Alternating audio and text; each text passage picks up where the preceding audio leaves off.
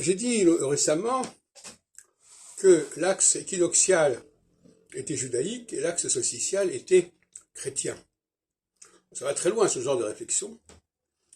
L'axe équinoxial, c'est l'axe qui reconnaît la toute-puissance du Créateur, et l'axe solsticial, la toute-puissance des hommes, pour lui simplifier les choses. Des hommes qui se prennent pour des dieux aussi. C'est tout le processus prométhéen.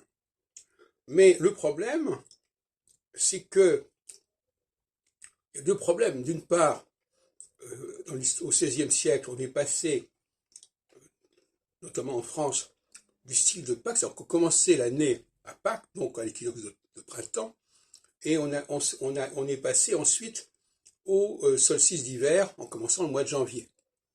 Et ça n'est pas rien, puisque c'est passé de l'axe judaïque à l'axe chrétien. Alors, en ce qui concerne les chrétiens, les gens me diront, oui, mais nous, on a la Pâque. Alors, la Pâque est un emprunt à l'axe équinoxial. Et normalement, il aurait dû rester sur l'axe solsticial, Noël, jour de l'an, si on veut aussi, et puis l'autre côté, l'Assomption de la Vierge, qu'on a fêté récemment, au mois d'août. Donc, cet emprunt à une équinoxialité de Pascal chez les chrétiens est un problème quelque part. De la même façon d'ailleurs que l'emprunt du Shabbat par les chrétiens ne s'est pas maintenu puisqu'ils sont passés au dimanche. Donc là effectivement ils ne sont pas restés sur Saturne.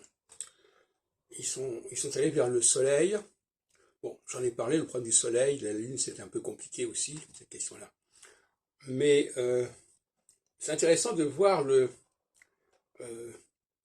que l'axe équinoxial, c'est l'axe fondamentalement de l'équinoxialité, c'est-à-dire l'axe de la reconnaissance du plan divin, du Père, alors que l'axe solsticial, pour moi, c'est le Fils. Le Fils qui peut se rebeller d'ailleurs contre le Père.